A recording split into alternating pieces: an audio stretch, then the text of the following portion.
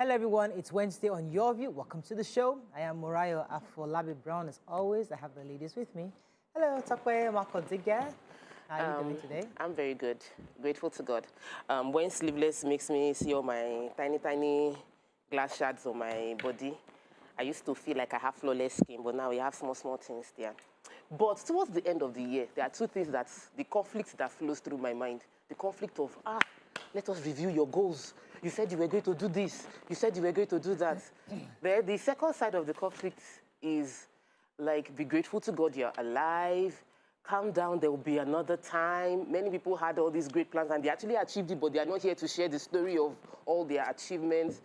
In finding that balance, I'm conflicted in my marketing because it pays me to market that fulfill your goals, buy this land before the end of the year. But it's the same me that will say, calm down and plan ahead for next year. This is, I'm Raya, you are your guy in this. You understand communication. Hey, why are you there? Are you frowning? Yes, you understand communication. So maybe you can guide me. You can guide me on how to, so that I will see if I'm talking from the two corners of my mouth. The Holy Spirit will guide you. Both are true and both can exist at the same time. For those who need the message of you need to set your goals and do it, and then for those who need to hear calm down would get it. So you're doing well. I can just push the two messages. They won't say that I'm confused. No, you're not. How are you doing? I'm doing amazing. Nobody knows she's not confused. She knows, she's looking for banter. We have discussed with her. You know Trust BC to just open everything. No. How are you doing, BC? I'm doing amazing. I'm just taking it one day at a time. One of the things that I'm helping people understand now is to focus on the now. The now is all we have. Sure. The future we think we are getting to, there's nothing like the future. When we get there, it's still the now. We are just projecting. We're just imagining and, thinking that it will be better. If you cannot enjoy where you are right now, when you get there, you will not be able to enjoy it. That's basically the message I've been passing. I'm trying to help my people go beyond the mind, go beyond the intellect. One of the things I'd like to see at the end of this year is like a collage of all the faces of BC since January, which has beautiful hairstyles. I'd like to have like a nice video. So honestly, BC, we need to the long hair, the bone straight, the curly, the short, the orange. It should be just a nice collage to see because you've been very all versatile those this year. artist people, give me a collage. How you doing, Maria? Oh my God, I'm tired. Why? I need to sleep. My goal for this year, is to have sleep. Please, I need sleep. I need to be able to sleep one night full, and then the next night, let me just have 2 days of good night sleep. I just don't get it. Every little change affects my sleep pattern. If you change just different things, I just need to sleep. That's all. Right now, you need vacation. I'm just on. I think you need a vacation. Energy or some sort, This energy again, you came back to this energy again. Because it's not, what do they call it when you use, it's bravado. I'm not really feeling myself today. Yeah, a bit low on the energy thing. Let us send a message to Mr. Longer. Yeah. So arrange a quick visit, just take you out for like a week. Yeah, you need it. Okay, so massaging, other room, everything together. You'll be fine. You will come back, you will be knocked out. The vibrancy that we'll see. I don't blame, I brought this on myself. That's why you keep quiet. How you doing? I'm doing well. I'm also at that end of the year crossroads, because I'm thinking of walking away from something that, that is profitable, but I think I need to just find another path. We are all at that level where it's time for you to just make some decisions. So I'm also in that road. At the end of the year, what do I do? Do I hand over or do I continue? Clarity. We'll see. We just ask for clarity. I think it's RDJ that says ask for clarity of thought. Clarity of thought. So I think I just need that clarity at this time. But it's good. It's Wednesday, midweek, so lots of things happening. Everybody's talked about the JPI. Your View hasn't spoken about it yet, and that's our conversation today. But first, we go through the front pages of the papers. Stay with us. We'll be right back.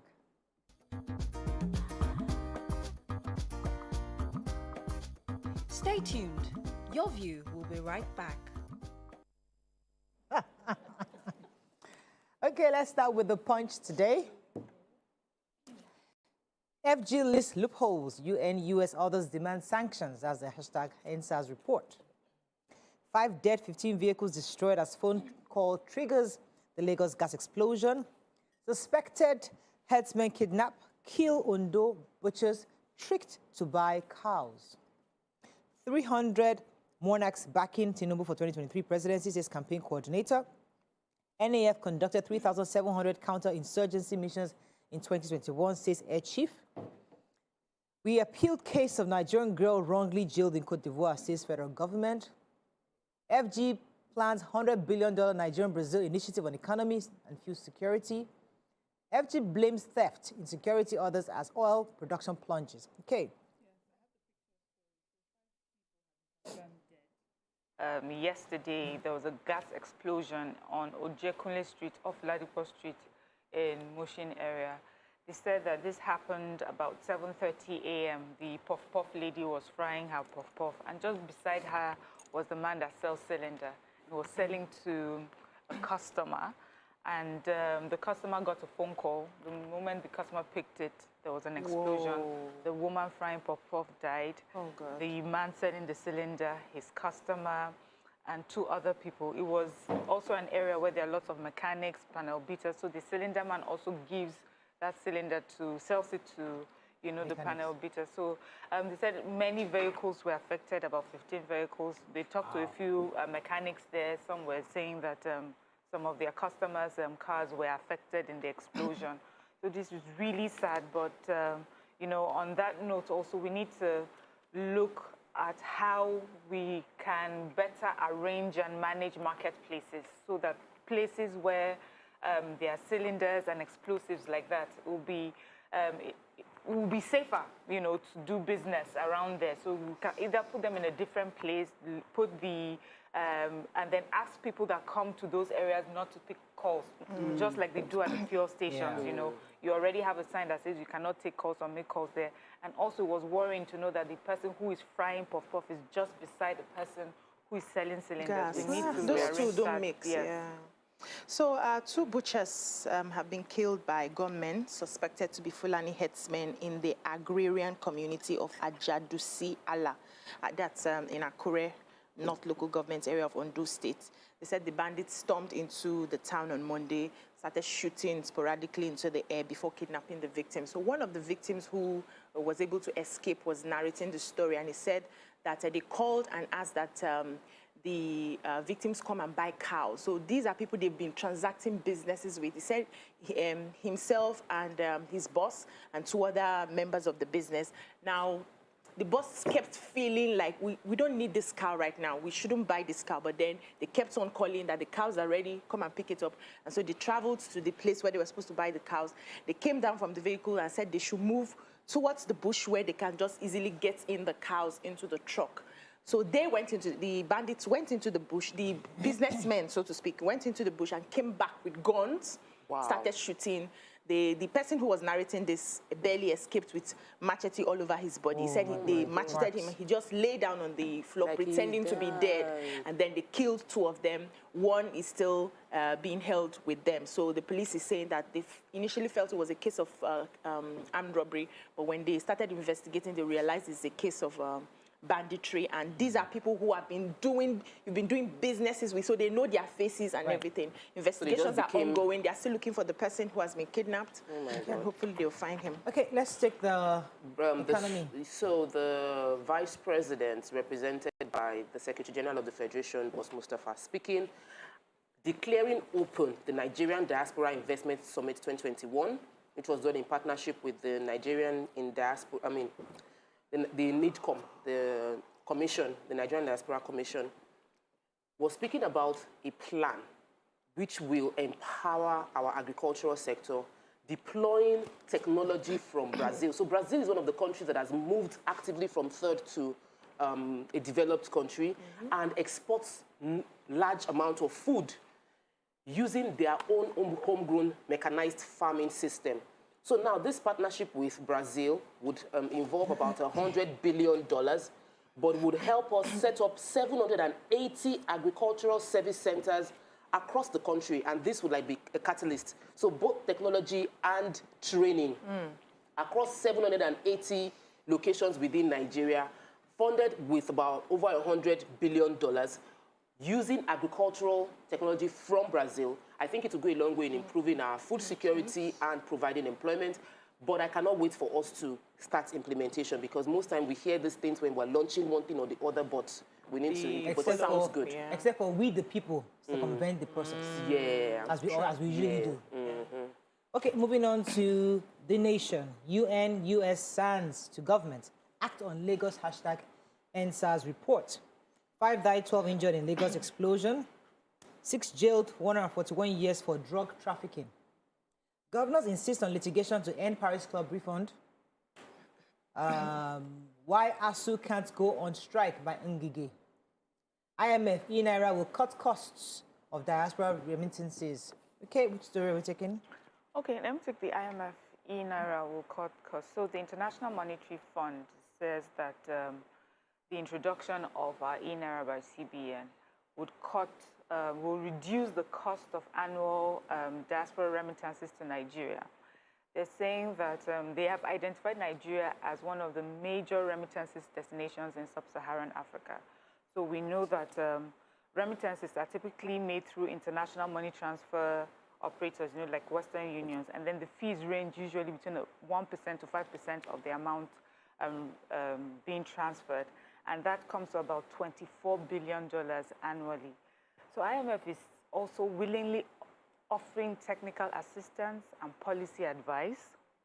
And then I think that, why are you laughing? It's funny now. You're telling us our own will not work, but your own will work. And no, they're not saying it will not work. They are saying it will affect their own economy. They are understanding the impact of what this e-money will do. And they're saying, okay, we're willing to give you assistance when it comes to data analysis, cross-country studies, where we can tell you how it has affected this country and how it may affect your country, and whatever other assistance. That in fact, they were involved in this one, in rolling out this one by giving some form of advice. Yes. They also mentioned the positives of the e-Naira, that right now about 38 million Nigerians do not have bank accounts, but that the e-Naira, because it's a mobile thing, would encourage they're looking to nearly about 90% of the population to get on it. And so that means more people will have, bank accounts or this e-Naira accounts. We should be very careful of the sort of advice that we take, because these people, their interests first before us.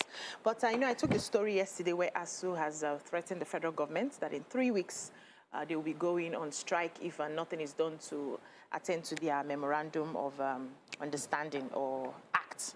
And so the minister, Dr. Chris Ngige, is saying that he's assuring Nigerians that the strike will not hold, because they are putting all measures in place to ensure that they settle ASU before the ultimatum expires. They're also saying that the 30 billion revitalization fund and the 22.1 billion earned allowances will be made, will be paid directly to the universities and not to the union, and this will happen before the ultimatum is over. So we should, be patient with them, that something will happen and the children will not stay home. So the governors concerning the Paris Club, we've been following the story of this Paris Club. The figure is very, very funny. Every time I see it, $419 million, a Paris Club loan refund, consultants.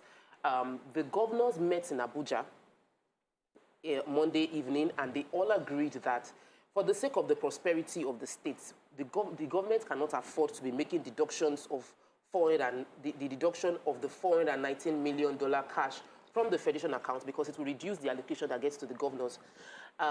They vehemently said that they are not going to follow a political solution.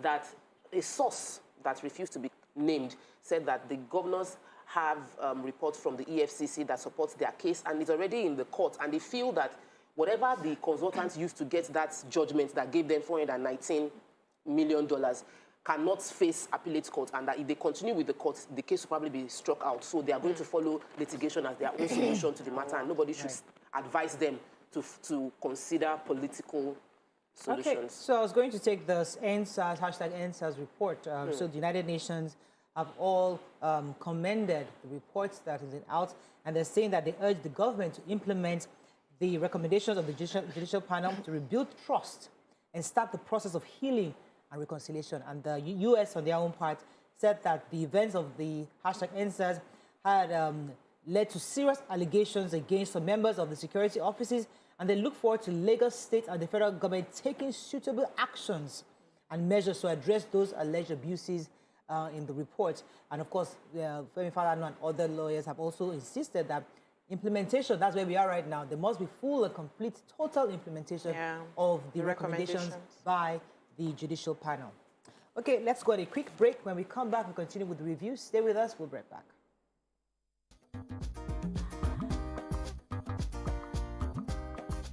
Stay tuned. Your View will be right back.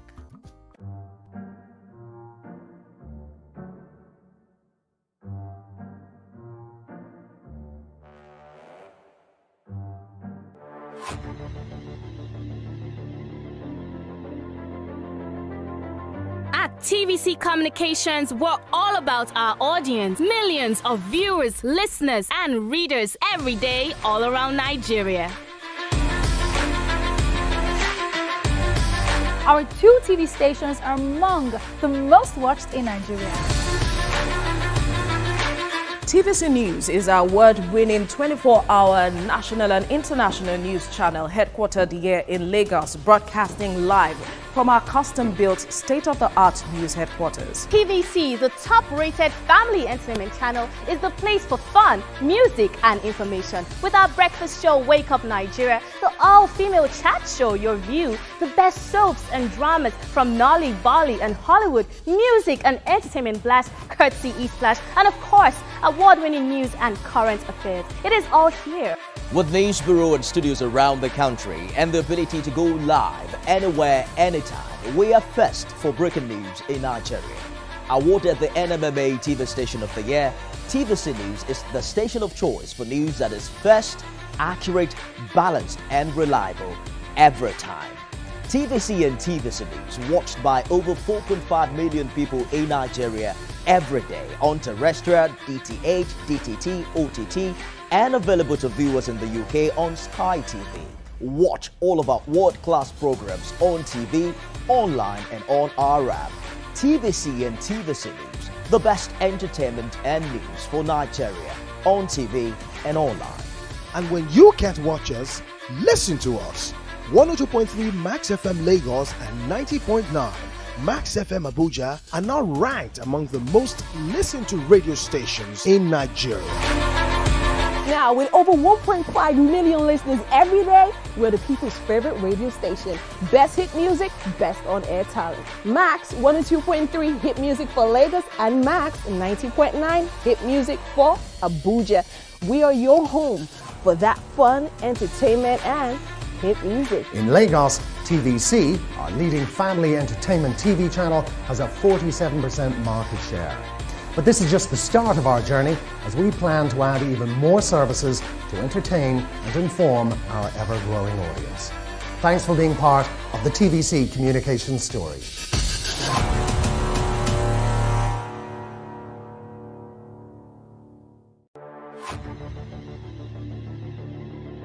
How we're doing, guys? Is the makeup in progress? Makeup check. Are the scripts on the prompter? Script check. Are we set in the VCR? All tape in place? VCR check. Clock is ticking, time is racing, lights up. Plans all set. 120 minutes of hot entertainment. We are ready for the mission. How we're doing, guys? Is the makeup in progress? Makeup check. Are the scripts on the prompter? Script check. Are we set in the VCR? All tape in place? VCR check. Clock is ticking, time is racing, lights up. Plans all set. 120 minutes of hot entertainment. We are ready for the mission.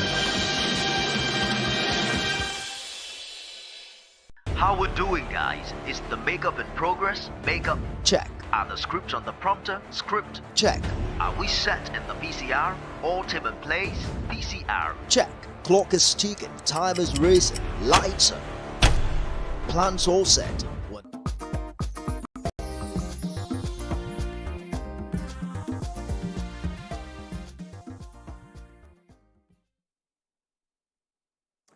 Thanks for staying with us. Moving on now to Daily Sun. Anger over Lagos #answers report. Igbo's leaders have lost touch with people, says Ohaneze. Restructuring better than secession, Fayemi tells Igboho, Kanu and others.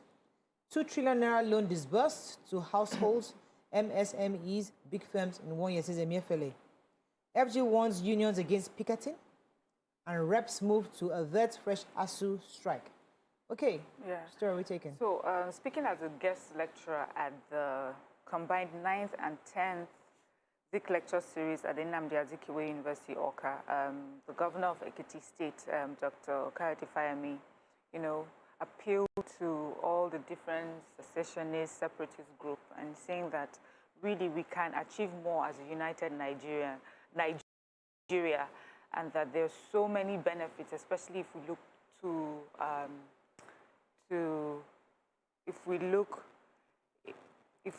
to restructuring instead of secession and separate, constantly seeking for separation. And he says that dialogue can take care of a lot of things that would not involve carrying arms or losing lives. We can sit down at the table, have a conversation, and really also look to the benefits of restructuring as a united Nigeria than constantly talking about separation, because there's even also no guarantees that when you go this route, it would, it would make things better for the people. So that's what he was telling them at the lecture. MSMEs? Yes, so the central bank governor, Mr. Godwin Emefiele, was speaking in South Africa. I think there's an African trade fair ongoing in Durban, and he mentioned how immediately the pandemic broke, the president called himself and the Minister for Finance and Budget, Mrs. Zainab Ahmed, and the conversation was for them to deploy a blueprint on how to stem the negative situation that will fall out. And the agreement was that the fiscal wing would provide 500 billion, and the monetary wing was to come up with 1.5 trillion at the first instance. The governor for the CBN mentioned that as things went, people were needing money over and over again, that they extended to over 2 trillion to 3 trillion. The money was used for manufacturing sector. It wasn't a grant, they were loans, but single-digit loan with 2-year moratorium. So anybody that got the loan would not be under pressure to pay back immediately within the first 2 years. But the loans are also not meant for players within the fiscal space to share. That they did their own part of providing funds, and they're expecting to see that. That's why probably the challenges that it was just defending what they have done as the financial sector to reduce the impact of the pandemic on our sector, small and medium scales and households. So Ohaneze took a swipe at Igbo leaders, saying that they've lost touch with the people. According to him, he was given a speech titled "If Zik Were Alive," and he was extolling the virtues of Dr. Nnamdi Azikiwe, and he was saying that if they hadn't lost touch with the people, there's no way a group can actually effect a sit at home in the Southeast, and nothing was done about it. So it was just, in that speech, he was talking about the lessons learned from Dr. Nnamdi Azikiwe, and how if they had taken some of the virtues from him, maybe they would have been able to connect with the people as they should have at this time. Okay, moving on quickly now to the Nigerian Tribune. US to Lagos FG act on #NSAS panel report. Unilorry expels 400 level students who beat lecturer to stupor. NASU threatens strike over alleged bias in payments of earned allowances. We've flown 3,700 missions against terrorist bandits, says NAF. Killings in Sokoto by bandits, needless violence, says Buhari. Electoral Act amendment, direct primary easier to manipulate by governor, says Ortom. And $5.8 billion Mambila project, firm waives $500 million penalty for Nigeria, FG celebrates. Okay, which story are we taking? While we're still, talking about how to solve ASU's issue, NASU, which is the Non-Academic Staff Union of Universities, are complaining and threatening to resume their strike, saying that there's a lot of disparity in their sharing formula. They're accusing, so there's... they had a talk and they said government officials on hidden bias towards academic staff against non-teaching staff of universities and inter-university centers in the payment of earned allowances. And according to the national president, he is saying that the crisis that they are having in the educational system, especially when it comes to ASU and NASU, is because they the people who are the non-academic teaching staff feel that there's this unfairness and, you know, lack of equity that's being shown, especially in their sharing formula. Sometimes they get it's shared between 80 and 20%. Other times it's 75 and 25%. And you cannot motivate people to work when it seems like you are biased towards how you treat everybody. And so they said they had tried to get the Minister of Labor and Employment to, you know, mediate in this matter, but he told them to go to the Ministry of Education or go to the National Nigerian Universities Commission to handle this issue, that he's not involved in it. And so it's giving them that they feel like it's only an industrial action that would make them understand that they are supposed to be treated with fairness, justice, and equity. And so this is an appeal to the federal government to wade in and solve this issue that they are having, or else they will go back and have their strike. So I want to take the Mambila story. This has been an ongoing story forever. As at May 22, 2003, and the contract was awarded for the Mambila project, which is supposed to generate like 1,500 megawatts. Amazing, we all applauded it. Then it was terminated in 2007 and reawarded to a Chinese company and several other companies who have been unable to effectively put any structure on ground in Mambila because the first company that got the contract wasn't rightfully allowed to execute. The termination wasn't legal, and it took them to court. They've been in arbitration. In that arbitration, the government agreed to a settlement, which, if you remember what happened in the UK, they did not pay. Interest had piled up on that non-paid, and they signed it. They signed they were going to pay the agreement, and they signed that if they don't pay the $200 million, they would be paying interest for every year. The interest piled up to 500 million, more than the original 200 million.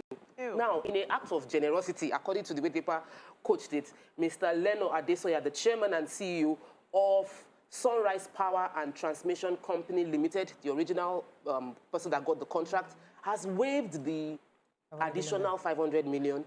In that, let's just patriotism. Let's just pay the one you are owing, and then let's start the contract, because this is Mambila is a huge project that would have provided us a lot of power supply. But since 2003, 2003, we have been unable to successfully let that contract ride through with plenty money that we're losing.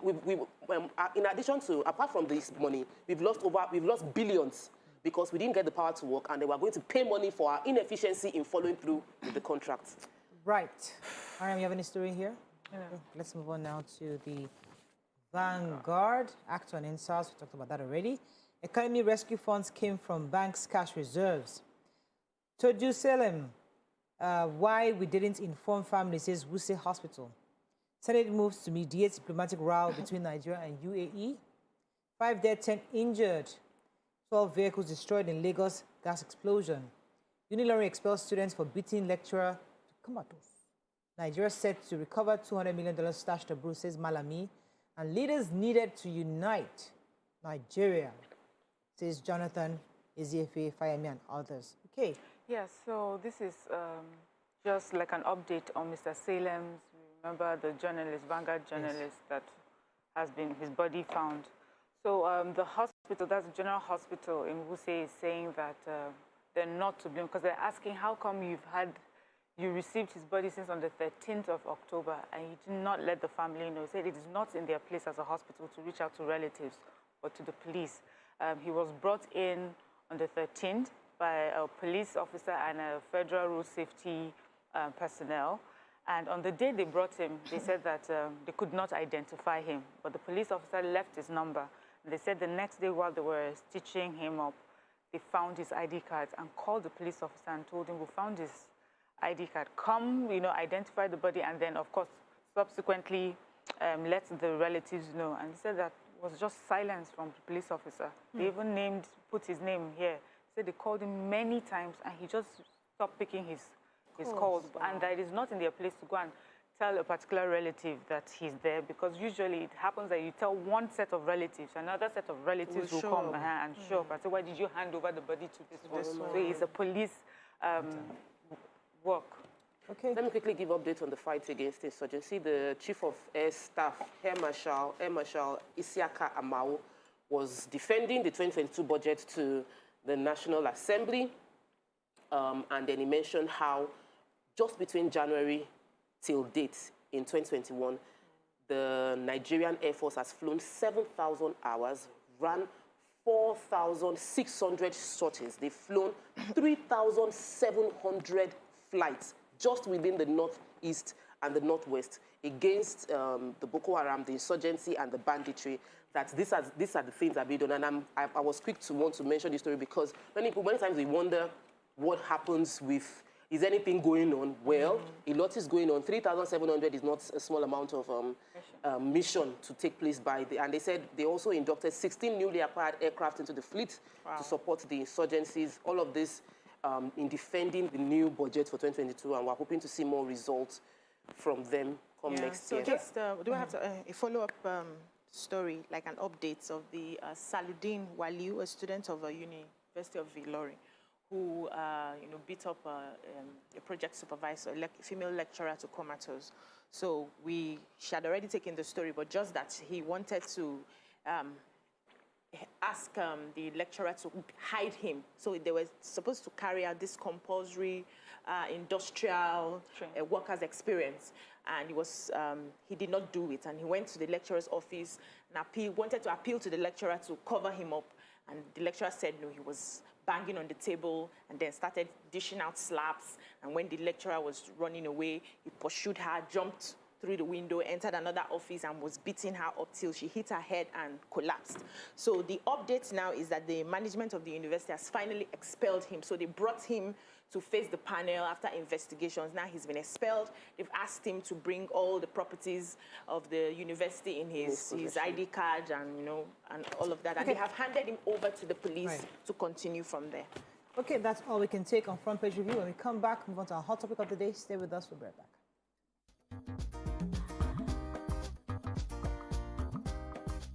Stay tuned. Your View will be right back. Our new toothpaste, Colgate Maximum Cavity Protection. Why are we...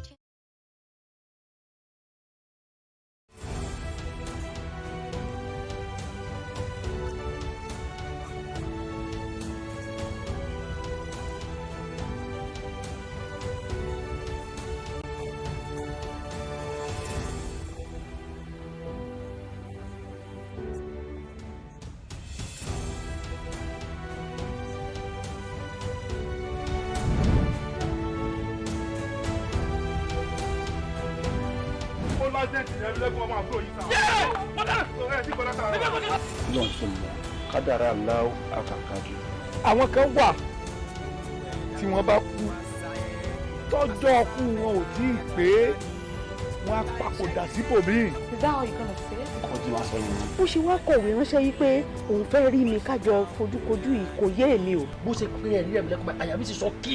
Torí kí ni? Àkọ́yẹ́ kọ́ mọ̀ bí jẹ́rẹ̀ ẹ̀mí lẹ́kùnmọ́ yọmọ mú yẹn rí flashback jọ́ ìkí ọmọ tó mọ̀ ẹgbọ́n mọ́.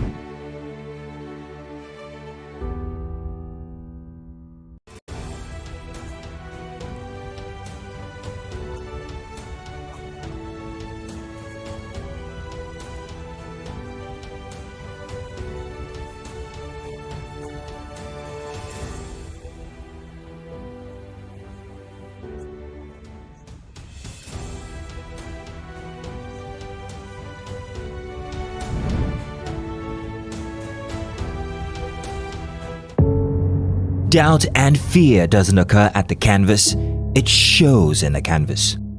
It shows the conation of raw earthen material slabbed, stroked and molded at a pace provided by the doubt and fear. Every move way in the struggle of one to the other, merging the past to the present, brushstrokes of colors seen but not known. For when the wailing stops, the pieces settle down in abject beauty erected for a century of a century. Speaking, advocating, protesting as the arts are meant to be.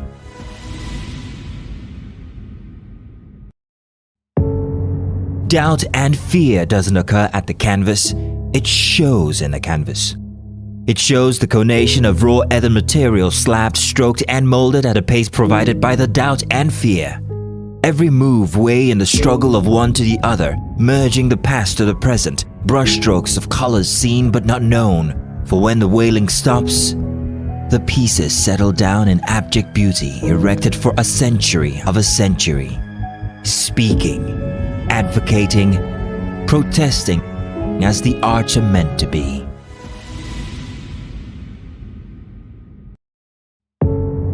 Doubt and fear doesn't occur at the canvas, it shows in the canvas. It shows the conation of raw earthen material slabbed, stroked and molded at a pace provided by the doubt and fear. Every move way in the struggle of one to the other, merging the past to the present, brushstrokes of colors seen but not known. For when the wailing stops, the pieces settle down in abject beauty erected for a century of a century.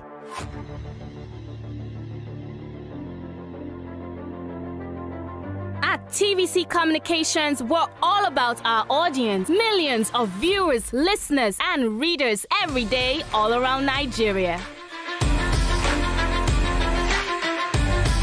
Our 2 TV stations are among the most watched in Nigeria. TVC News is our award-winning 24-hour national and international news channel headquartered here in Lagos, broadcasting live from our custom-built state-of-the-art news headquarters. TVC, the top-rated family entertainment channel, is the place for fun, music, and information. With our breakfast show, Wake Up Nigeria, the all-female chat show, YourView, the best soaps and dramas from Nolly, Bolly, and Hollywood, music and entertainment blast, courtesy eSplash, and of course, award-winning news and current affairs. It is all here. With these...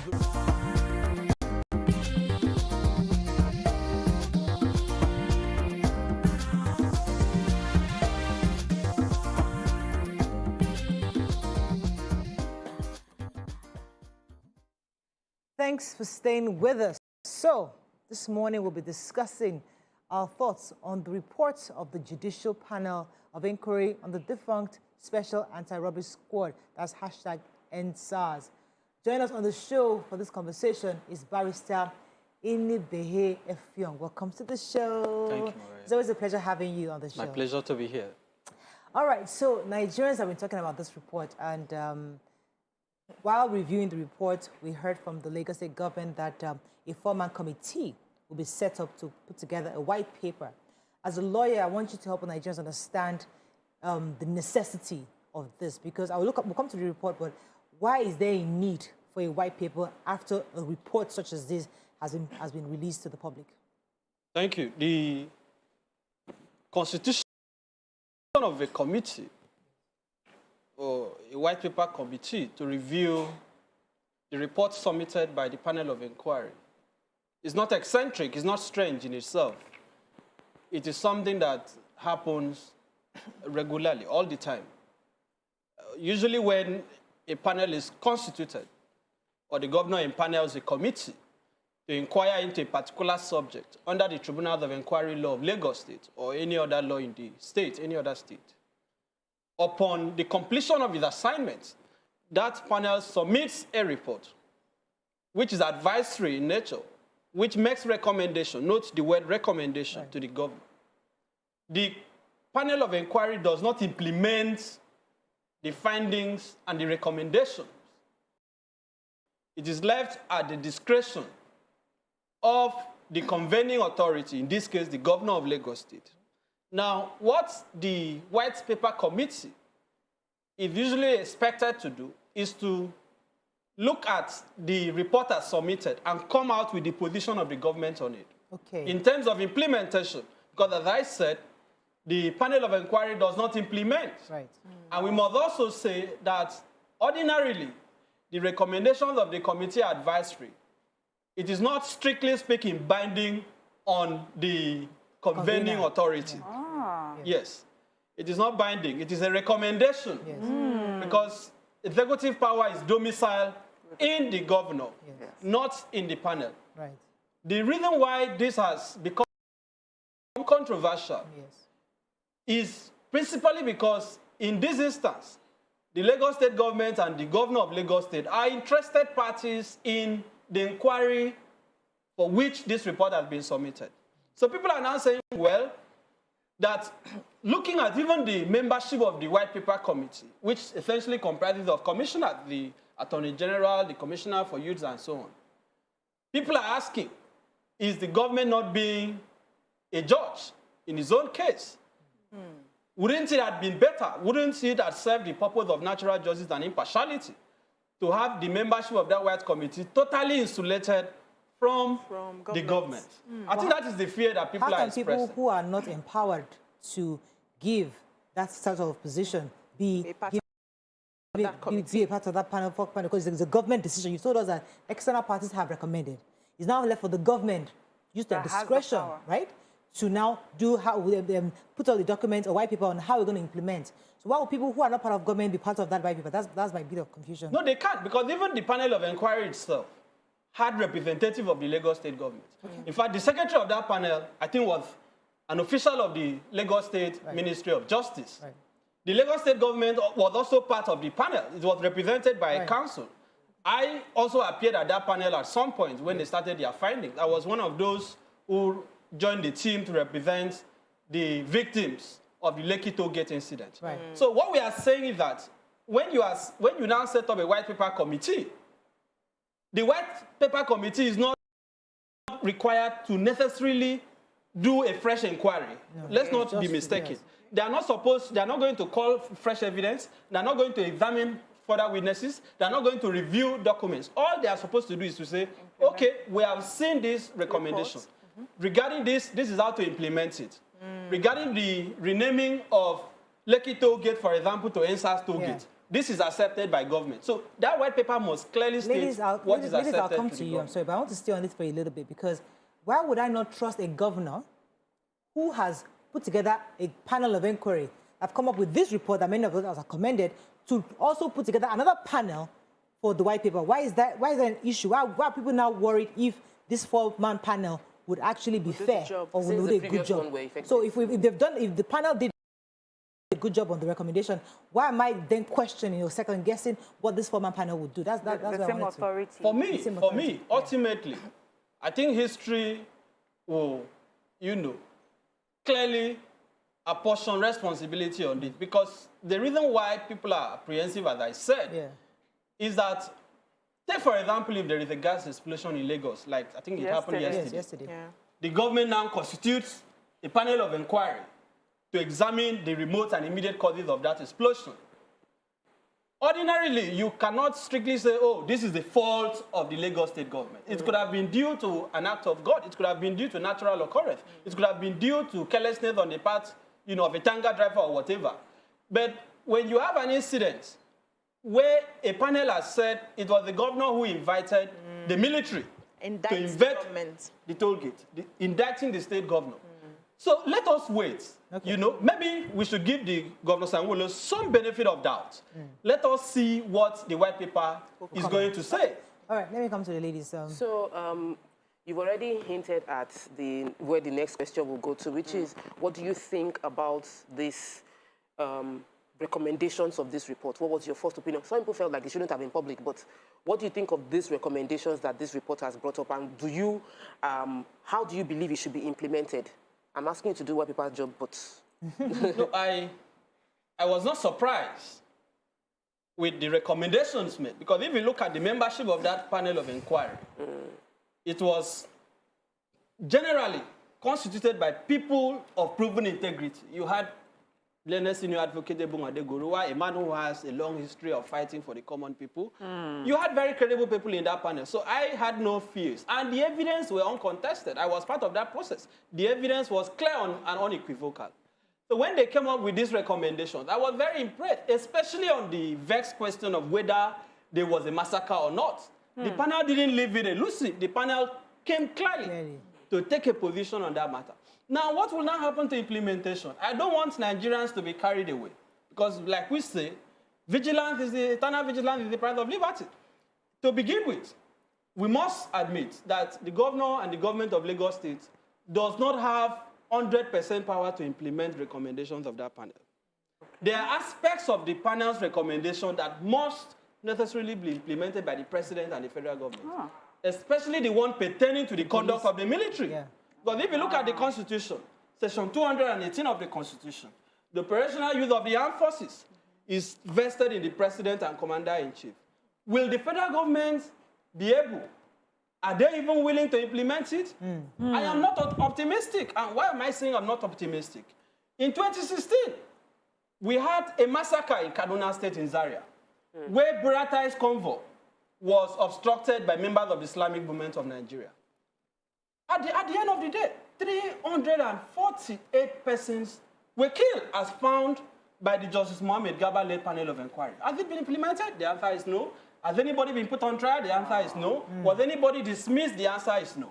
So why would we now expect that this is going to be different? Time will determine whether I am right or not. Let me go on a break. This is an interesting angle. Let me go on a quick break. When we come back, we continue this conversation. Stay with us. We'll be right back.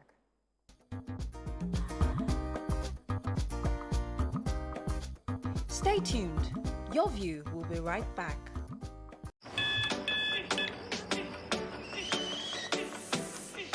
You don't wait for life. You go to meet life. It's not about how many chances you get. It's what you do with what you've got. Cup after cup. Morning after morning. Start strong. Finish strong. It all starts with a Nescafe. At the first sign of pain, you need a solution that you can trust. Try Panadol Caplets.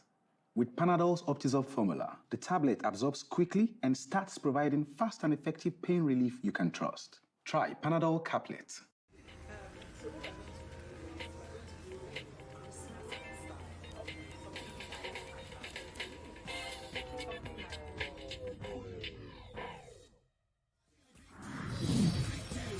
That's not a big deal.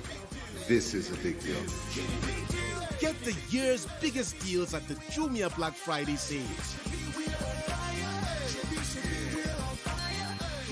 Jumia. Every day is Black Friday.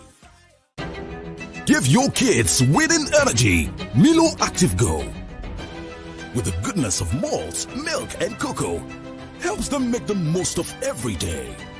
Milo, the energy to go further. Looking fresh for your dates? Get even fresher with Close Up. New Close Up Triple Fresh formula. It cleans deeply, fights 99% of bacteria, and cools intensely, keeping you protected and fresh. Let's take a picture. Still fresh, still protected. Feeling cool and protected. All day confidence to get close. Oh, yeah, take me close. New Close Up Triple Fresh formula.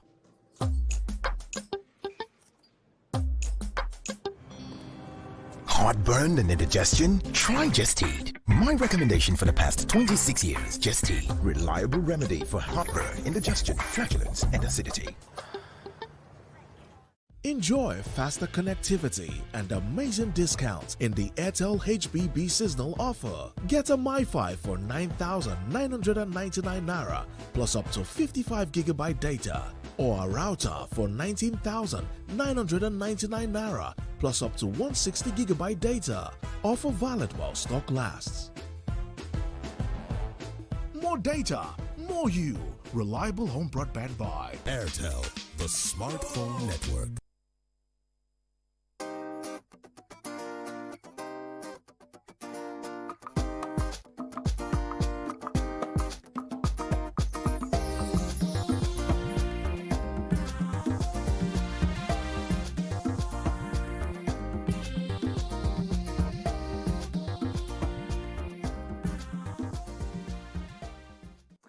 Thanks for staying with us. We're still discussing the Judicial Panel of Inquiry reports. Yes, BC had a question for the break. Yes, so I'm glad that you touched on the problems of implementation. You know, across the country, we have recommendations, but we find there's no political will to implement some of these recommendations. What would happen if, at the end of this white paper, and the government, whether it's the federal government or the state government, fails to implement some of these recommendations? What should the people now do? It will be an invitation for another answers. It's as simple as that. You see, my concern is that we have a leadership in this country that does not learn from history. In 2018, the National Human Rights Commission went around the 6 geopolitical zones to investigate cases of abuses by SARS. That panel indicted several SARS operatives, even recommended prosecution of a number of them. When they submitted their reports, it was thrown into the dustbin of history. When NSAS happened, that was when the Attorney General of the Federation suddenly woke up and said, oh, that there's a recommendation, there's a report by the National Human Rights Commission. Till date, it has not been implemented. No police officer, no former SARS operative have been put on trial on account of that report. Some of these persons kill people, many people, cases of missing individuals, like the Awuza SARS, nothing has been done. So what I'm saying is that when you have a country where impunity is an official policy of states, it is very difficult to tell Nigerians or to tell citizens that they cannot come out to protest. Because what really led to the answers? Let's stay on the report for a moment. Go ahead, Mary. Yes. Okay, so talking about the white paper as well, I wonder because, you know, one of the major things concerning the whole NSAS, what happened and the aftermath was even acknowledging that there were deaths at the toll gate. So in presenting this white paper, would it include an acknowledgement of that, or should it, and also an apology about that, you know, and then the recommendations that the state government can carry out will begin. Just as you said, there's some things that the federal government has to do. So that if that is done, would that in some way begin to, you know, quell tension and, you know, different emotions, so that also people trust that government is on the way to, you know, mending all that has, you know, that has happened.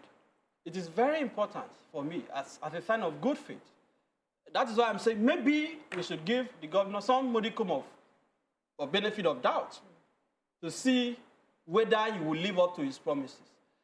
To begin with, I do not understand why offering an apology should be difficult. It is the simplest of the recommendations. I also do not see any challenge in renaming the toll gate or saying that 20th of October every day should be a toll-free day. I also do not see any challenge in compensating victims. Even some have already been compensated. So these recommendations are implementable. There is nothing complicated about these recommendations. The government must acknowledge that people were killed. In fact, they have already acknowledged by the findings of the committee. It was set up by the government. They must go further to now state unequivocally that we committed a crime against the youths of this country. Because this is why this is important. The incident of the toll gate for me was the most virulent attack on patriotism. Yes. When you are saying people should not fight for Biafra, and you kill them, you say people should not fight for Duduwa Republic, and you detain some Igbo and kill some of his supporters. And those who are fighting for Nigeria, singing the national anthem, raising the national flag, were shot and killed. So what do you want? Don't fight for Biafra, don't fight for Duduwa, don't also fight for Nigeria. The government must take a position. So when you attack people for singing the national anthem of their country, that was an atrocity against Nigeria. There's still a gray area that I think I need clarity, and I'd like you to help me here. We've seen quite a bit of unrest in the southeast, where it seems like the security forces were overwhelmed by hoodlums. And many people were advising the government or the governors of the state to invite the military to support, to help to reinforce, to help secure lives and property. Number one. Number two, we've seen how volatile elections have been, where we're calling the military to help support, to ensure that there's sanity. Thirdly, this same time, October 28th last year, we saw the military come also to Ikeja. The same governor asked for reinforcement because we all saw the burning of tires, the destruction of properties, where it was as law and order were broken down in Lagos State. And as a governor, he called for reinforcement. Please, I need help. Now, is that a crime? Because now they're saying, oh, because he called for the army is a problem. And we're thinking, I thought governors is within their purview to ask for reinforcement when there's a breakdown of law and order, because this same military went to Alausa and they were there in Ikeja and there was no massacre there. So what happened? Who gave therefore the instruction, therefore, where in Ikeja, in toll gates, there was killing? So is it therefore fair to assume or to incriminate that, oh, it was the governor that gave that instruction? That's the gray area that I really need clarity on. For me, the issue is that if you look at the Constitution, I started by highlighting that under Section 218 of the Constitution, the operational use of the armed forces is vested in the President. And Section 130 says the president shall be the commander-in-chief of the armed forces of the Federation. If you also look at the Armed Forces Act, the president is also allowed to delegate his powers under the Constitution. In writing, yes. For the president to delegate, in writing. Yes. So people are now, and you see, the problem is that we are so used to abuse in Nigeria. Ordinarily, if everything had gone well on the 20th, we probably would not be having conversation on why the military was invited. Yes. Because governors invite the military to intervene in civilian affairs almost every day. Exactly. The Nigerian military is about the most abused in the world. They carry handbags of wives of politicians. They follow politicians to parties. They arrest husband and wife over dispute. The military goes to protect property. Right. The military does everything. The military goes to demolish. There's nothing the military. The military even regulates traffic in Nigeria. So this abuse of the military is something that we inherited from long years of military dictatorship. Now people are asking, what did the governor do wrong? I make a concession that there was violence, there was carnage, there was arson, which was condemnable, including the attack on your organization. These things cannot be tolerated. Yeah. But the point is that people are saying, given what transpired, because you rightly said the military was at Decatur, why did they not shoot at people? You were given the instruction. I was at the panel of inquiry when General Bello testified. And one of the questions we asked him under court examination was that all the instances of violence that you cited as the basis for your intervention took place after 20th of October. Most of the politicians in Lagos were burnt after that day. Yeah. So what we are saying, I know the governor politically may not be very willing to say certain things, because do not forget he said it was beyond his control. So if he invited them, somebody gave, the military acts based on chain of command. Somebody told them open fire. And that person must be identified and put on trial. Beyond the invitation by the governor, the person who gave the order for them to open fire on civilians must be arrested and put on trial. Okay, let me take this call from Philip when I come to Metokwe. Hello, Philip, are you still there? Hello, Philip. Okay, I think I lost that call. Go ahead, Tokwe. Who are the people that can give... Hello, Philip, are you there? So obviously, you already mentioned in the beginning of your conversation that we might not get any reply from the military perspective. Even the report mentioned how the request for the presence of specific military officers, they didn't show up. You know, so we might not, I think looking towards that angle might not be realistic for Nigerians. What would you say is a realistic expectation from Nigerians, number one? Number two, one of the core issues with NSAS was a reform of the police force. And I believe that at the end of the day, we mustn't get distracted from what our goal was, which is to ensure that the police gets everything they need to help them be efficient in protecting us. We need them. So how do we translate from that anger of this is what happened in NSAS to the point where we understand that we still need the police force in Nigeria? Is it decentralization? Is it just reforms? Is it state police? What would you say is the realistic approach for Nigerians to expect as a resolution for these issues? Well, I don't want to be accused of being unnecessarily pessimistic, but I can tell you, Buhari will not implement the recommendations. The president will not implement the recommendations of this committee. Wow. He will not. History has shown he will not. The day the Buratai was appointed as the non-career ambassador, that was a clear message to Nigerians. So anybody who is expecting the chief of army staff to be fired, the minister of defense to be fired, or General Bello to be fired on court martial is wasting his time. Another government will implement it. Now regarding reform, it is another government will have to implement it. I don't have any confidence that this government will implement it. If you are saying that, because what we were talking about, look at what is happening. Have they stopped harassing people on the road? The answer is no. Well, it seems the governor's hands are tied. The police don't report to him. Police, He doesn't have access to the army. So what can the governor therefore do to demonstrate to the Nigerian people that he have seen this recommendation and this is what I want to do to quell your thoughts against this thing? Every state, you know, people say governors have no control over the police. That is not totally correct. Under section 215 of the Constitution, the Constitution gives the governor of a state the power to give such lawful directives to the Commissioner of Police. And the Commissioner of Police is bound to obey, except that he may defer to Abuja. The question I've always asked is, because I had that conversation with the Commissioner of Information of Lagos, I said, cite one example where Governor Samuel called Odumosu, the CP, and said, do this. And he says, sir, I want to see clearance from the IG. So when governors say they don't control the police, they are being economical with the truth because every state has security council presided over by the governor. That security council has the army, has the air force, has the police, all security agencies. There is also the Nigeria Police Council that we seldom talk about, comprising of all the governors in Nigeria. The police council is a very important body. So when it has to do with political intervention, arousing their opponents in Nigeria, governors don't complain about controlling the police. But I do agree that systematically, in terms of structure, it ultimately lies with the federal government. But let us not say, oh, they don't have any hand. How about security votes that every governor takes home monthly? What do they do with it? Don't they give this part of this money to the police? Let the governor start by withholding his allocation, his grants to the police. And tell them that in my state, anybody who is killed by the police, you lose your subvention for the month. Let the governor in Nigeria write a petition to the president. So you're saying it's political will? It's political will. Let governors stop making excuses. They have the power to regulate what the police does in their state. Let me go on a quick break. We're going to go to the final lap of this conversation. Stay with us. We'll be right back.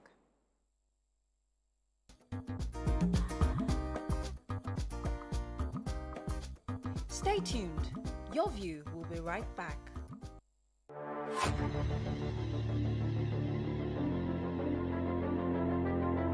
At TVC Communications, we're all about our audience. Millions of viewers, listeners, and readers every day all around Nigeria. Our 2 TV stations are among the most watched in Nigeria. TVC News is our award-winning 24-hour national and international news channel headquartered here in Lagos, broadcasting live from our custom-built state-of-the-art news headquarters. TVC, the top-rated family entertainment channel, is the place for fun, music, and information. With our breakfast show, Wake Up Nigeria, the all-female chat show, YourView, the best soaps and dramas from Nolly, Bali, and Hollywood, music and entertainment blast, courtesy E-Flash, and of course, award-winning news and current affairs. It is all here. With news bureau and studios around the country and the ability to go live anywhere, anytime, we are first for breaking news in Nigeria. Awarded the NMMA TV Station of the Year, TVC News is the station of choice for news that is first, accurate, balanced, and reliable every time. TVC and TVC News watched by over 4.5 million people in Nigeria every day on terrestrial, DTH, DTT, OTT, and available to viewers in the UK on Sky TV. Watch all of our world-class programs on TV, online, and on our app. TVC and TVC News, the best entertainment and news for Nigeria on TV and online. And when you can't watch us, listen to us. 102.3 Max FM Lagos and 90.9 Max FM Abuja are now ranked among the most listened to radio stations in Nigeria. Now, with over 1.5 million listeners every day, we're the people's favorite radio station. Best hit music, best on-air talent. Max 102.3 hit music for Lagos and Max 90.9 hit music for Abuja. We are your home for that fun, entertainment, and hit music. In Lagos, TVC, our leading family entertainment TV channel, has a 47% market share. But this is just the start of our journey, as we plan to add even more services to entertain and inform our ever-growing audience. Thanks for being part of the TVC communication story.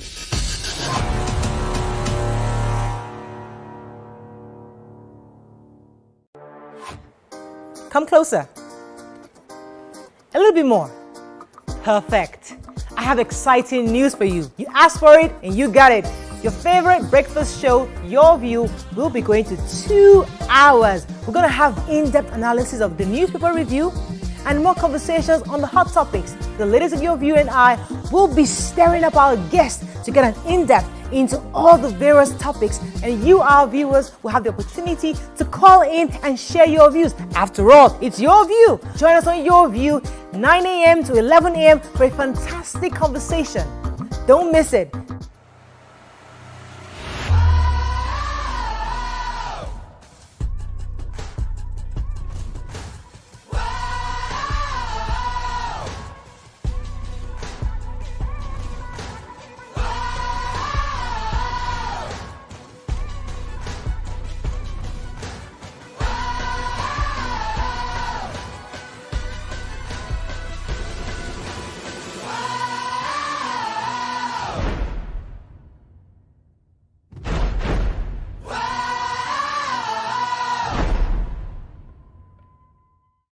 How we're doing, guys? Is the makeup in progress? Makeup, check. Are the scripts on the prompter? Script, check.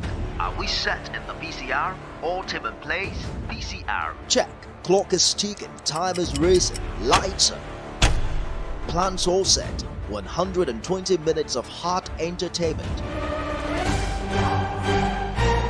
We are ready for the mission.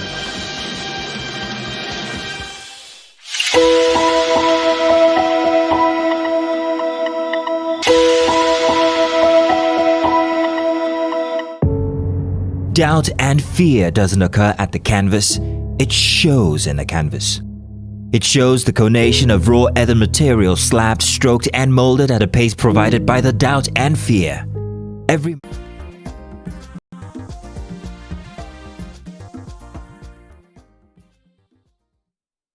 Thanks for staying with us. We're still discussing this report that Nigerians are talking about. Bisi, you had a question for the break. Yes, so one of the panel's recommendations is that all the protesters who have been arrested over a year now should be released. That means that some people are still in custody and have not been released. That's one.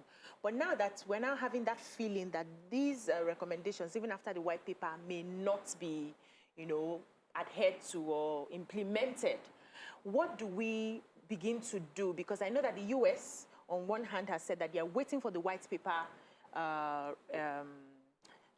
recommendations too before they can move or do something. Do we now start looking to international organizations and civil societies to be on standby? Peradventure, this is just being swept under the carpet after this white paper. I have some problem with our overdependence or reliance on international community in quotes. Because at the end of the day, the United States government will do what is in their strategic interest. Look at the selling of Tucano jets to Nigeria, for example. Some people were saying that because you have a military that is involved in killing of civilians, a military that has no respect for human rights, why are you selling military jets to Nigeria? But at the end of the day, the U.S. strategic interests demanded that they should do it. Now, I don't understand what the U.S. mean by they are waiting for the white paper. The recommendation is that the baby has already come out. The mother is no longer pregnant. Give a name to the baby. Those who did these things, they have been named. They are faces. What can the international community do? Very simple. Start with a visa ban. All those who are responsible, do not allow them access to your country. If there is something that the political class in this country is terrified of, it is denial of access to countries where they enjoy the things that they deprive us of here. Stop them from going to the UK. Stop them from going to America. You will see that people will sit up. Right. Freeze their assets. These are things that they can do. Very simple, but I don't want us to say that the recommendations cannot be implemented. Right. It is implementable. What is lacking is political will. Okay. And I have said we have the aspect of the Lagos state government. We'll come to that. Let me round to it. So on the other side, we had protesters who went out, who were burning down buildings. Some police officers were killed, and some police officers were killed, and and I hear that some of these people are on trial already, and some police officers' families are being compensated. So would it be in the interest of the Lagos state government to make sure that on the other side of bringing to book those in uniform who also carried out some of who carried, in fact, the reason why we're here, who carried out brutality and the shootings, to be prosecuted as well, since it's already done on the civilian side? Wouldn't it be in the interest of the governor to make sure that this is done, and it will give him credibility?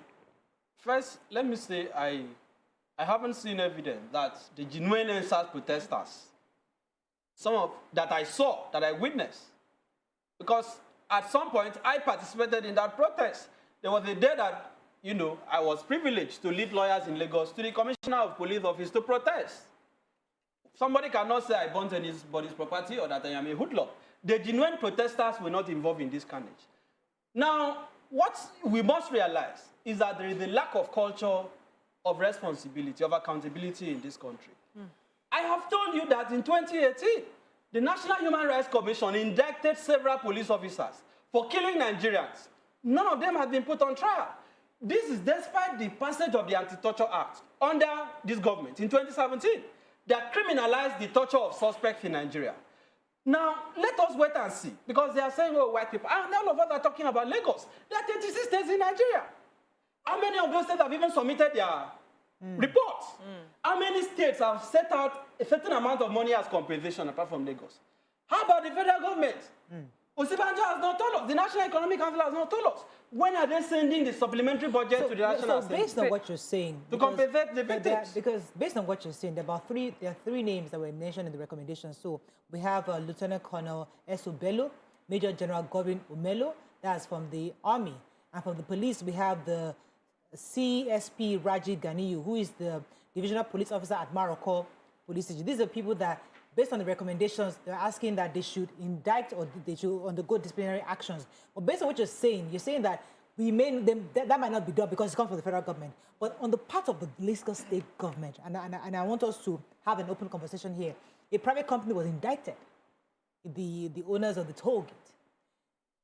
Even some of the other, I'm trying to remember the other issue. What can the governor do, as I said, to demonstrate to Nigerians that the ones within my purview, I can carry out. The ones within my purview, I would ensure that we fix this so that at least Nigerians know, that Lagosians know that the governor of the state is ensuring that there is an implementation of part of the recommendation within his own purview. In quick addition, before you answer that, I wanted to just, you hinted at it, but just to state clearly that Lagos State has paid compensation to the tune of 420 million to those that have not, those that were affected by the NSAS protest. While we're still expecting many other states, they were even indicted at the anniversary that Oyo hasn't paid, Osun, Akwa Ibom, Benue, Ogun, Gombe, they haven't paid any compensation, despite the fact that they were Lagos State has paid some compensation. So what else can they do at this point to show the demonstrator? The governor can do a lot. Let us, as I said, we shouldn't be mistaken. Legally, the governor is constrained when it comes to the military and the police. He cannot sanction them. But these officers function and operate in his state. If I am the governor of Lagos State, if I cannot put those military officers on trial, I can at least send a memo to the president and say, these people are in my state, I do not want them to serve here anymore. That is if you don't want to sanction them. Now, LCC is not entirely a private company. LCC is a private company with a government interest. If you look at the history of LCC, it was a public-private partnership. The government had a serious stake in LCC. In fact, LCC is owned by the Lagos State government, even though it is registered as a private entity. So let us not say that the governor cannot do anything. LCC tried to cover up evidence, as found by the committee. Somebody switched off the lights. Has that person been fired? The answer is no. Those who went to clean the toll gate, those who went to clean the toll gate to tamper with evidence, have they been dissatisfied? Have they been fired? Governor Sanwo-Olu can do these things. Because he has immunity, you cannot put the governor on trial. He can say, oh, I invited the military in good faith. But on account of that invitation, people lost their lives. You must apologize. Because if Nigeria were a serious country, by now you would have had litany of resignations. You will not wait for the president to say, I no longer need you. You will not wait for the governor to sanction. People would have tendered their resignation. The chief of army staff would have left office by now. The chief of army staff would have left office. Even the commissioner of police of Lagos State, he would have tendered his resignation in the US. When blacks are killed by the police, you find the heads of police in those states or localities resign voluntarily. We don't know how to resign. Why is the culture of resignation a strange thing to us? So let the governor implement those that are within his power. All right, thank you very much, thank you so much for sharing your thoughts on this. I think we have to wrap up on this. We'll look forward to the white people. It's going to take about 2 weeks.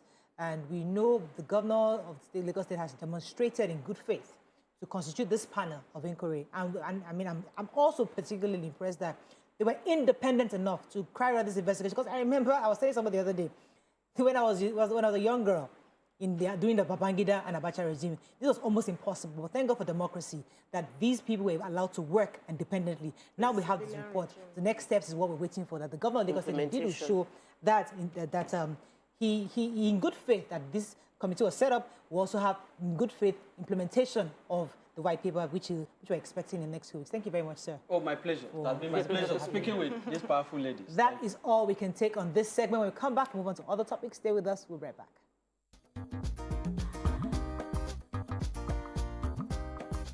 Stay tuned. Your View will be right back. Guys.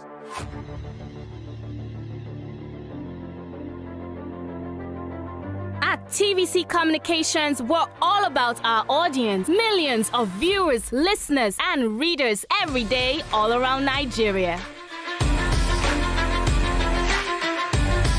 Our 2 TV stations are among the most watched in Nigeria.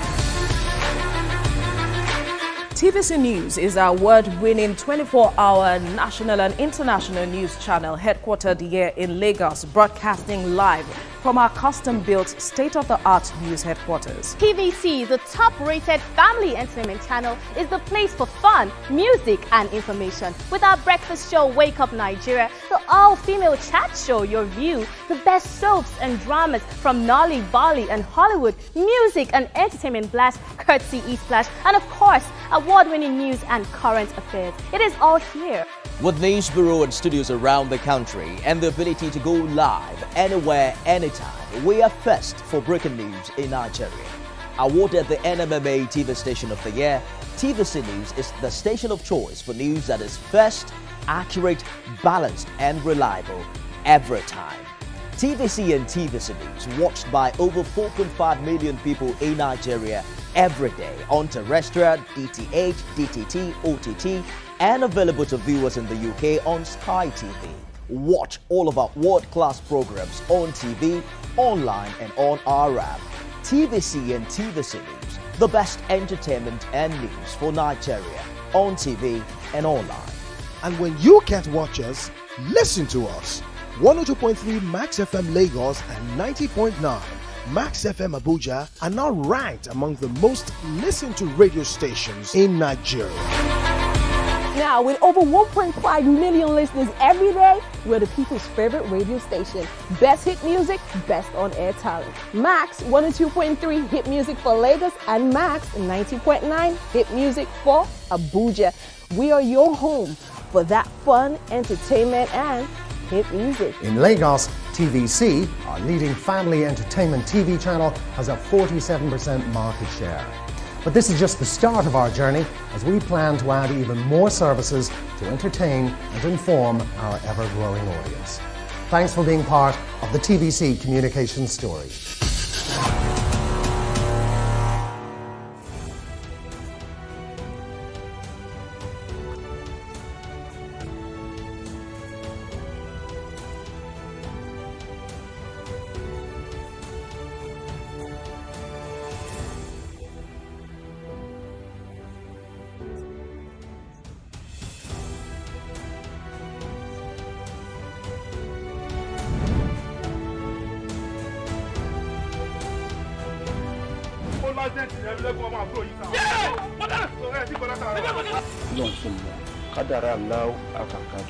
àwọn kan wà tí wọ́n bá kú tọ́jọ́ kú wọn ò tí ì pé wọ́n á papòdà síbòmíì. Is that how you're gonna say it? Kọjú wa sọ yìí. Bó ṣe wá kọ̀wé ránṣẹ́ yìí pé òun fẹ́ rí mi kájọ fojúkojú yìí kò yé èmi o. Bó ṣe pé ẹ̀rí ẹ̀mí lẹ́kùnmọ́ àyà mi ti sọ kí. Torí kí ni? Àkọ́yẹ́ kọ́ mọ pé jẹ́rẹ̀ ẹ̀mí lẹ́kùnmọ́ yọmọ mú yẹn rí flashback jọ́ ìkéyọ̀ mọ́ tó mọ́ ẹgbọ́n mọ́. Doubt and fear doesn't occur at the canvas, it shows in the canvas. It shows the conation of raw earthen material slabbed, stroked, and molded at a pace provided by the doubt and fear. Every move way in the struggle of one to the other, merging the past to the present, brushstrokes of colors seen but not known. For when the wailing stops, the pieces settle down in abject beauty, erected for a century of a century. Speaking, advocating, protesting as the arts are meant to be. How we're doing, guys? Is the makeup in progress? Makeup, check. Are the scripts on the prompter? Script, check. Are we set in the PCR? All team in place? PCR, check. Clock is ticking, time is racing, lights are. Plans all set. 120 minutes of hot entertainment. We are ready for the mission. How we're doing, guys? Is the makeup in progress? Makeup check. Are the scripts on the prompter? Script check. Are we set in the VCR? All team in place? VCR check. Clock is ticking, time is racing, lights on. Plans all set. 120 minutes of hot entertainment. We are ready for the mission. Doubt and fear doesn't occur at the canvas, it shows in the canvas. It shows the conation of raw ether material slabbed, stroked and molded at a pace provided by the doubt and fear. Every move way in the struggle of one to the other, merging the past to the present, brushstrokes of colors seen but not known. For when the wailing stops, the pieces settle down in abject beauty erected for a century of a century. Speaking, advocating, protesting as the arts are meant to be.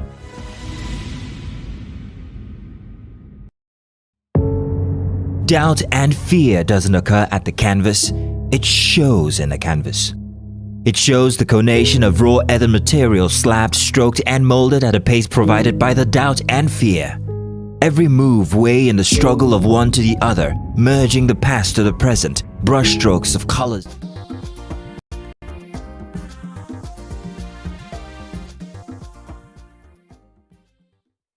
Thanks for staying with us. So we have the chairman of the Economic Financial Crime Commission, EFCC, Abdul Rashid Bawa, to discuss the anti-corruption drive of the administration of President Muhammadu Buhari. Welcome to the show, sir.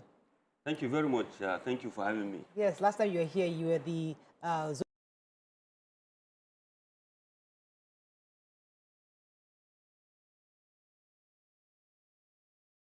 zonal commander in Lagos State, and we're really happy about it. Just for us to hear, bada bing, he's in Abuja, talking to the president and all that. Tell us, how was the transition from coming from Lagos State and now having to deal with the national cases on EFCC? Well, thank you very much once again for having me. The transition has been good. You know, all my life I've worked at the EFCC. The EFCC's job is the only job that I've done in my life. As a young officer, you know, rising through the ranks, I never expected that, of course, you know, I will reach the peak of my career at such a young age. Well, of course, when it happens, I was, as one of our elders have said before, some years back, I was besieged by several emotions of pride, emotions of humility, emotions of joy, and all of that. And it's really a good feeling that I and my colleagues, you know, are now at the helms of affairs at the EFCC, you know, doing what we have to do or what we have been trained to do to ensure that this country is rid of economic and financial crimes. Right. But of course, you know, being an investigator is different from being a team leader, from being a sectional head, from being a zonal commander, and then of course being the chairman is a different ball game in its entirety. Now that you have the entire country, you know, at your disposal, you know, to ensure that things are done rightly and correctly.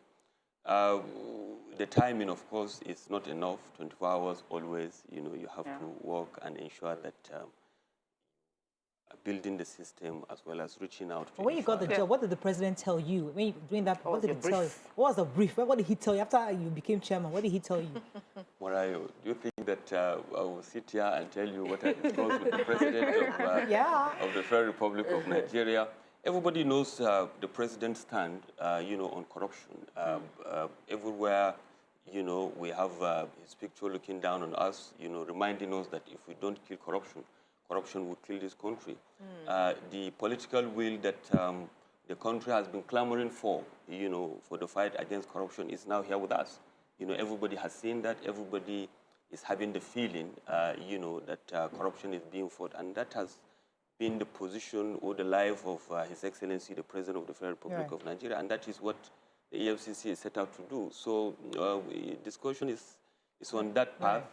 You know, we are the professionals. We should go and do what we have to do to ensure that the country is rid of the menace of corruption. Yes. So, you know, I was thinking that I'm sure it didn't take you didn't have enough time to even enjoy that period, that congratulatory period, because you had to hit the ground running.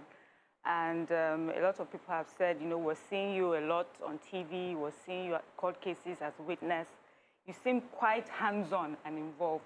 Is this a strategy of yours? Is this how it should be done? Or what is this specifically your strategy that you brought in place so that people see you front and center?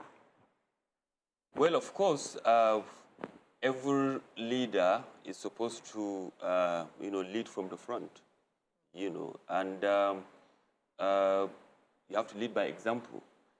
I have to be there. I have to show that, yes, it can be done and all of that. But I think maybe if I understand you correctly, you are trying to say, why is it that maybe as the chairman I'm in court or I'm testifying and all of that? Big man chairman now, you're at the back. We have to call and call and call before we reach big man chairman. But this chairman is in front. No, but I'm a practitioner. You know, I think the difference is the fact that, of course, chairman is more of a supervisor, is more of a coordinator of how things should be done, how things should be carried out. But then before I became the chairman, I have investigated quite a number of cases myself. I have cautioned a lot of people. I have, you know, witnessed recording of statements. I have carried out, you know, several investigation activities from, what do you call it, from statement, analysis of the complaint, of course, up to the conclusion of sending the case to legal department. So I have to be the one to testify in those cases that I was deeply involved from the beginning. And it so happened that I'm the chairman, and then I have to go to the court to testify as an investigator.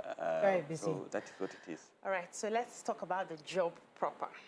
Yes. You have, the EFCC has been in the news recently and lately for barging into people's rooms in the middle of the night in commando style.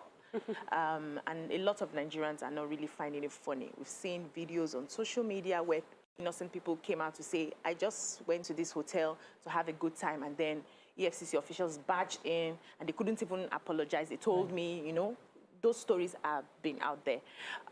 What do you say about this? Is this the style that we should now begin to expect and adopt, that this is the way EFCC operates? Or do you think it's just the overzealousness of some of your officials? Neither of such. You see, BC,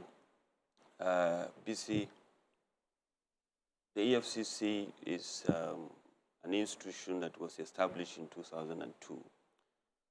We have done quite a lot in investigation and prosecution of cyber criminals, and you know, I'm allowed to use that word.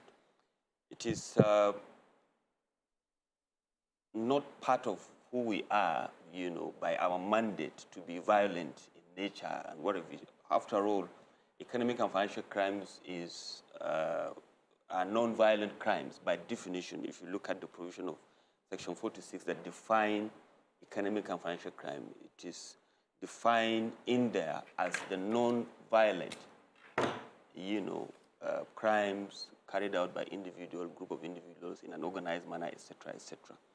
Now, we're in the world of social media, where one small thing can be amplified to look as if that is what we are doing, or that is what you are doing as an individual or as a group. It is not in our character.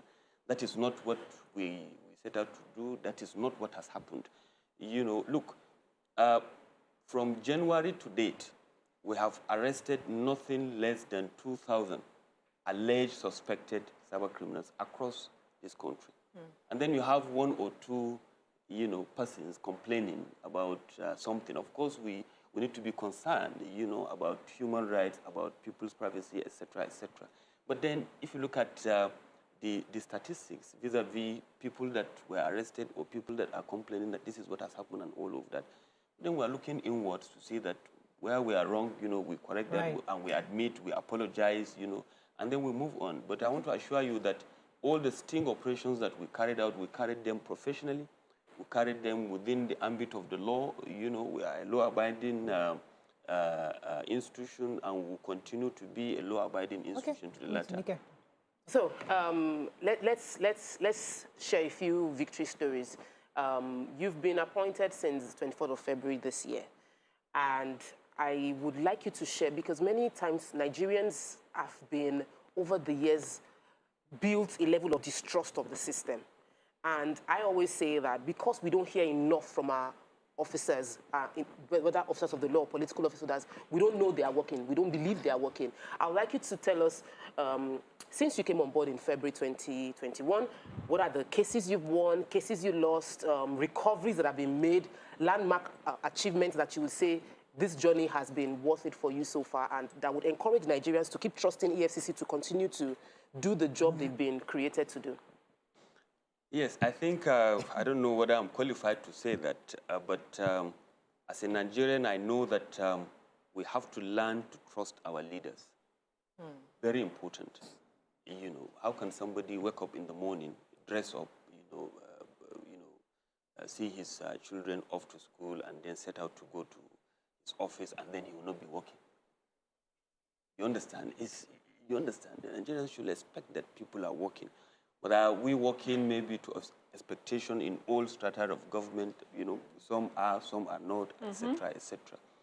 But coming down to what you said, you know, the 3,816 officers of the EFCC, I assure you, since when I came on board, they have been cooperative. We have been working round the clock, you know, to ensure that we are, you know, solidifying our stand in the country as an institution. We are engaging stakeholders. We are collaborating with, you know, stakeholders from within and outside this country. And let me tell you this: we deliberately try to, you know, change some strategies regarding how some of these things are being done. But yesterday, one of your, you know, colleagues asked me in court, and I told her that we have recorded from January to the 4th of November 2021, an unprecedented 1,499 convictions. Wow. Now, this morning, I received a briefing regarding, you know, the number of convictions that we have secured as at yesterday. And the number is 1,576. That is an unprecedented number of convictions. Right. Convictions mean that they're going to jail. Do we have space to accommodate these people? Yes, of course. Oh, we do? Yes. I always thought we didn't have it. Yeah. Okay. And you mentioned about this. Out of this, we are changing the narratives here, because I also want to report that 122 were discharged and acquitted. Now, compare that, you know, with the success that we have recorded in terms of convictions, and that is, it shows that we have lost, you know, if I want to use that word loss, I don't want to use it, but they were discharged, you know, less than 10%. Right. So that means for the number of convictions, if you compare, you know, as a way of measurement, you will see that, yes, 90% of the time we are successful in court. All right, so let me ask you this. What are some of your frustrations as an EFCC chairman? Because this is Nigeria. There's always a Nigerian factor. They are big men, the big connections, long legs. And what are some of your frustrations as a chairman? What have you seen that's impeded your success so far? Attitude of Nigerians. Okay. At what generally, level? Up, low? Everywhere. You know, there's problem everywhere, you know, Marayo. Let me tell you. A tomato seller will want to put in the bad ones, you know, beneath the basket. And then the good ones on top. What is she doing? She's trying to cheat. Corruption. Because that is where she has the opportunity to do that. At every level. A commissioner in a state, a governor of a state, a minister, that is where he has the opportunity. And that is why he is doing what he has to do. Have you ever been to the airport and you want to ease yourself and you enter the toilet and you see the way the boys are behaving to you and all of that? They are trying to do as if they want to do you a favor by giving you tissue or by giving you, you know, I don't know how they do that. They will understand that you know, I'm a Muslim somehow, and then everybody would be rushing to go and get me a kettle so that I will ease myself with it and all of that, you know, trying to find a way of getting something out of you and all of that. So it's the general attitude of Nigerians, you know, and if you spread the map, you know, Marayo, you will tend to agree with me that this country is a very religious country. You know, there is no country in this world that, you know, that is as religious as this country. The number of churches we have, the number of mosques we have, the way we are passionate about that. That's supposed to reflect in our character as Nigerians, to do the right thing always. You understand? To change our attitude and ensure that, you know, in every facet of our life, wherever you find yourself, you are doing the right thing. This country is rich enough, is big enough, is, you know, to take care of itself. I think that is the biggest frustration. Wherever you thought you are going to see some of these things manifesting, but we are optimistic. You know, things are changing in this country. Opportunities are being blocked to do some of these things, and people are talking. On our part, we are trying to engage religious bodies to ensure that, you know, they preach some of these problems of anti-corruption to the extent that people will realize that, look, we have that collective responsibility to ensure that the right thing is done always for the betterment of everybody. Yeah. So you know, I commend the EFCC for the numbers that you just mentioned, you know. But you know, Nigerians now, we say that's small fry. Let's talk about the big time ones. Big fish. Exactly. There are two right now, you know, out there. So we have the MENA, when Nigerians are saying, okay, EFCC did this job, we got him to be prosecuted, but how does EFCC feel about that sentence? Nigerians say that it's not commensurate to what he's done. And also the unending case of Desiani and all the things that they keep selling and reselling. What's happening with that? Have you sold the jury also? Well, let me start with the first. Let me also add, yes, they are also accused EFCC of bungling some of their court cases. Are our lawyers not good enough? Are the prosecuting lawyers, are they better equipped and better prepared than EFCC lawyers? Mariam, you have asked 10 questions in one. So you have to help me to break them so that I will answer them. Well, let me start by telling you, you know, that it is all within our mandate to investigate small fries, as you call them, as well as the big fries. But the length of time in which you need to conclude an investigation of an alleged advanced fee fraudster is different from the length of time that you require to investigate the big fish that you talk about. Because you are talking about complex money laundering type of cases, you know, that requires you to travel beyond the shores of this country to engage, you know, with several other law enforcement agencies across the shores of this country. So you tend to see that the turnover of cases involving some of these small fries, let me use your word, you know, is very high. It's part of our mandate to investigate, to, you know, enforce Advanced Fee Fraud and Other Related Offences Act, the cybercrime law, and all of that. So, but I want to assure you that the big cases you are talking about, we are working tirelessly on them. And I know that, God willing, before the end of this year, you know, we are going to commence prosecution of a lot of some of these big fries you talk about.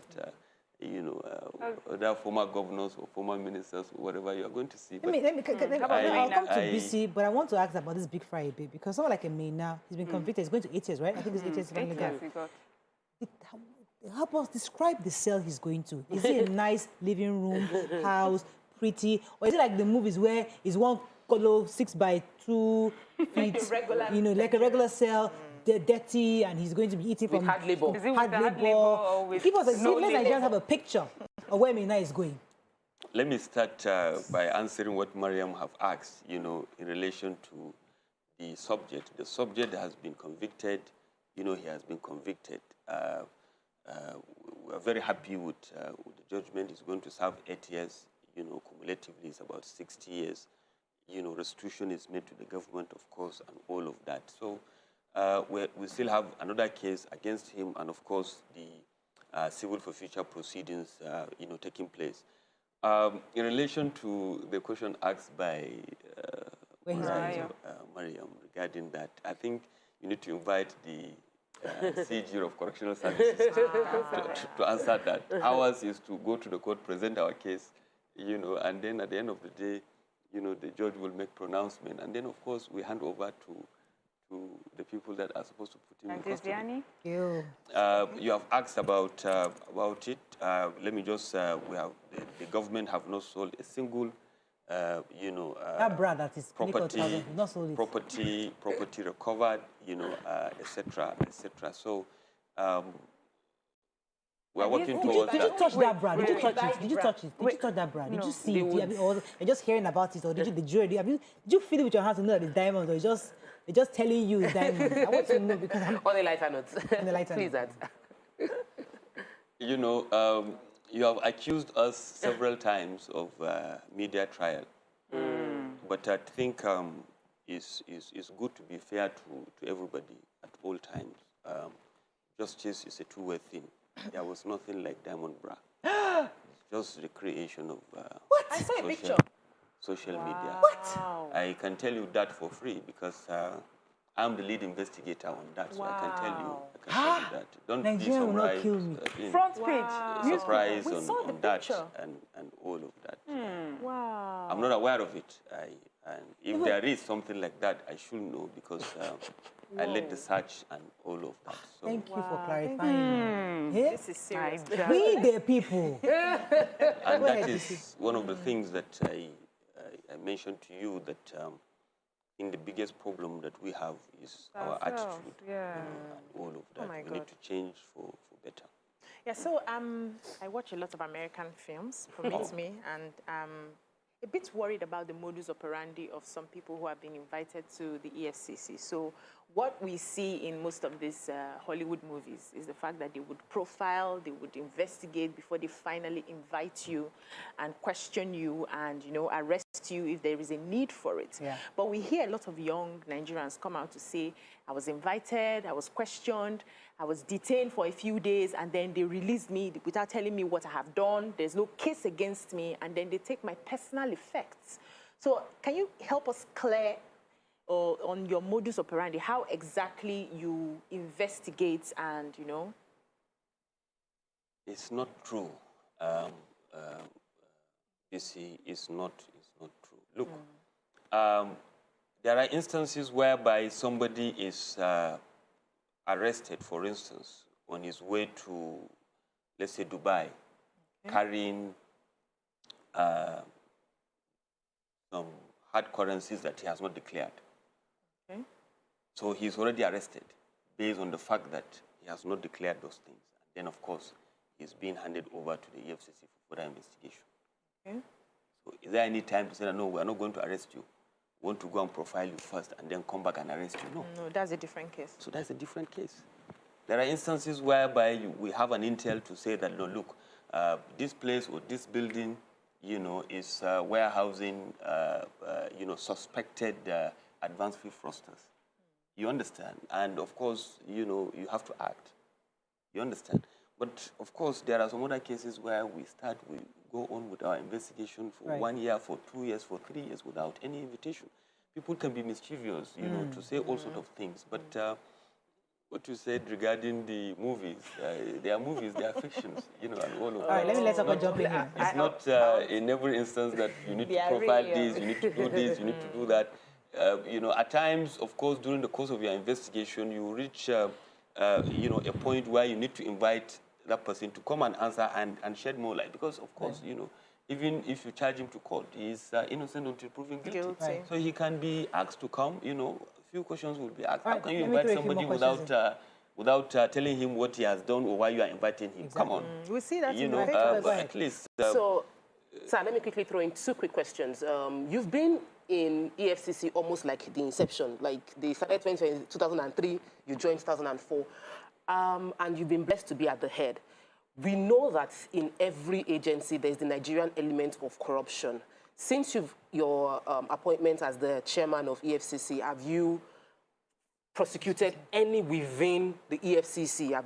Has anybody been fired for misconduct on investigation or found corrupt within the EFCC? Do you have any statistics of such? Number one. Number two is there is an incessant in recent times, back-to-back, breaking news of investors going bad, investments going bad, and would like to find out from you, what is the process? How can we involve EFCC for those watching who's invested money and found out that is a Ponzi scheme or something? How do they resolve it? So those are the two questions. Yes, EFCC is among the few government agencies that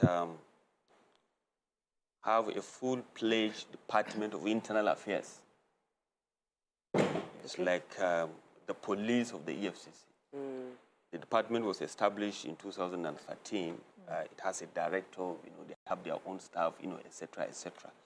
And the department is well equipped to do all of that. They have a file on me, they have a file on anybody in the EFCC, and they are looking at us.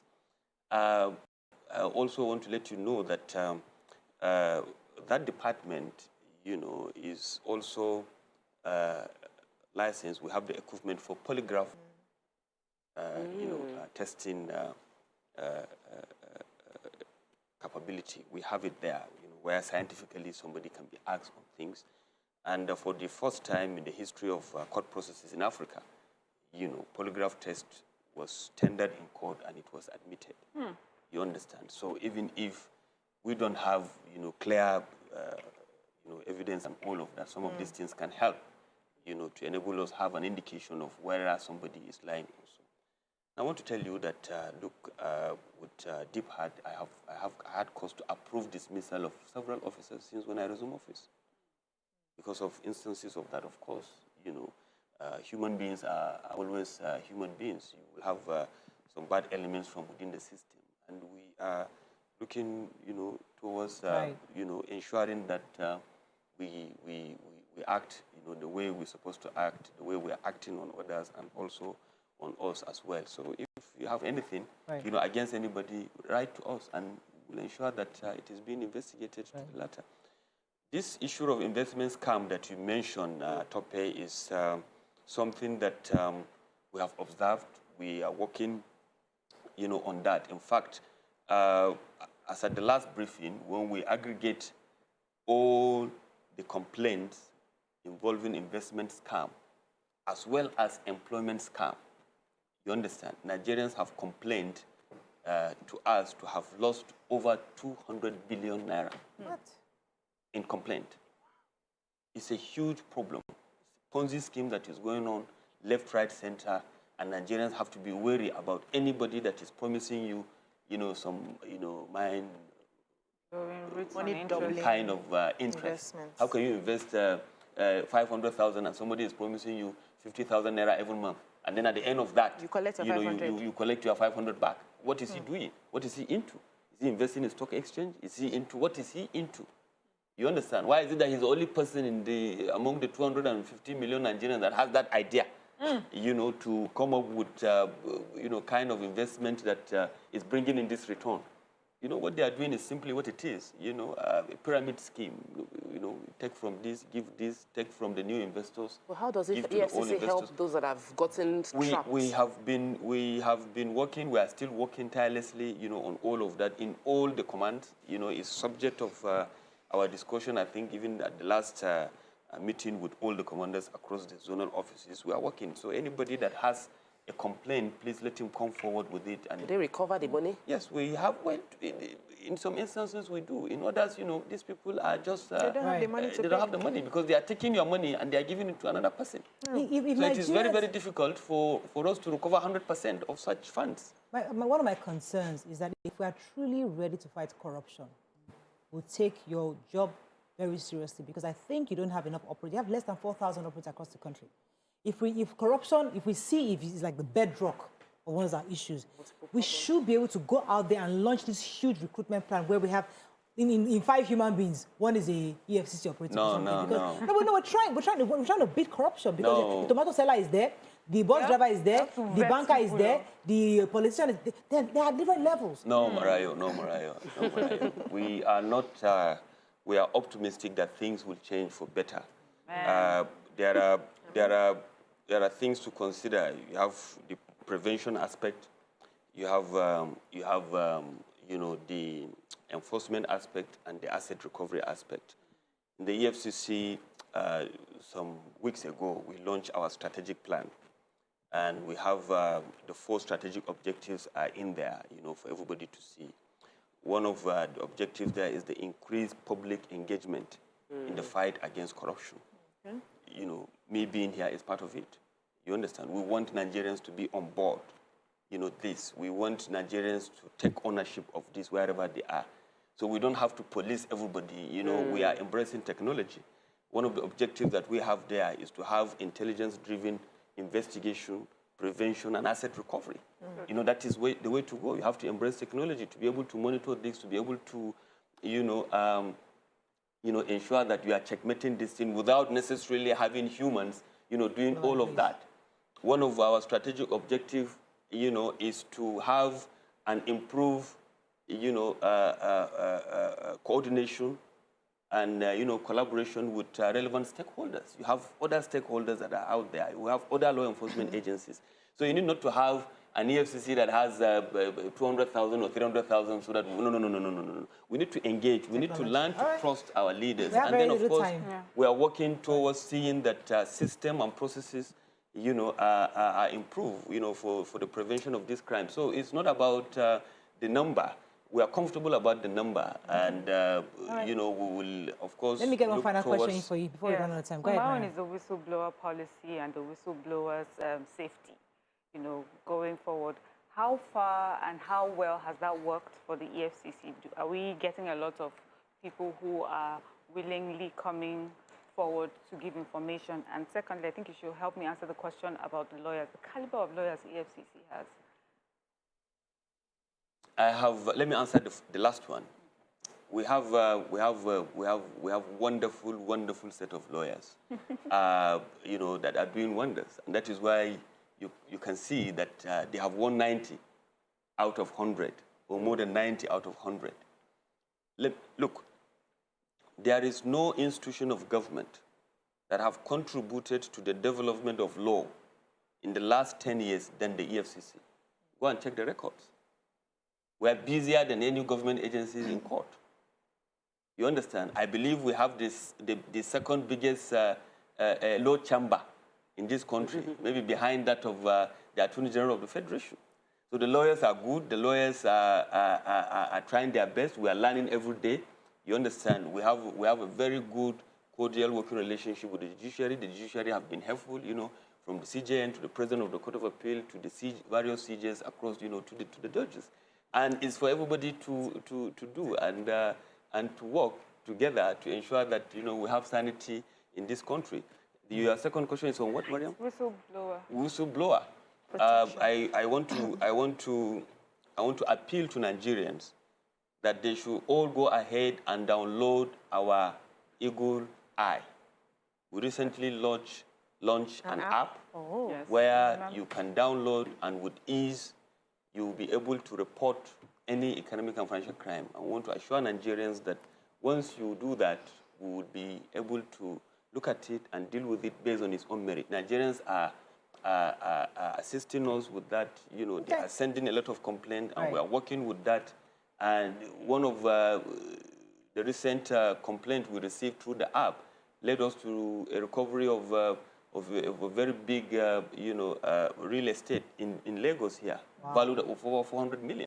Wow. So please key in. It's about our own public engagement to ensure that Nigerians are involved. So report this thing. If you didn't say something, the EFCC will not do something. But if you say something, we will surely do something, and the country will be better for it. Thank you very much. I think on that note, we have to wrap up. Thank you very much. We'll be speaking with the chairman of the EFCC, Mr. Bawa. Thank you very much for being with us. Thank you very much for having me. Only that the studio is full of, there's no gender balance here. That's all we can take on the show. We'll see you tomorrow. So bye for now. We did not ask you that.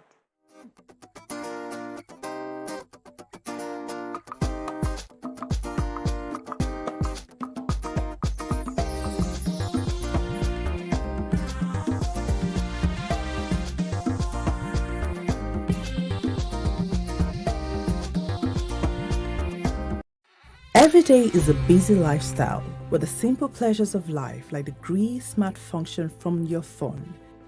A difference that sets your style and creativity apart from the rest.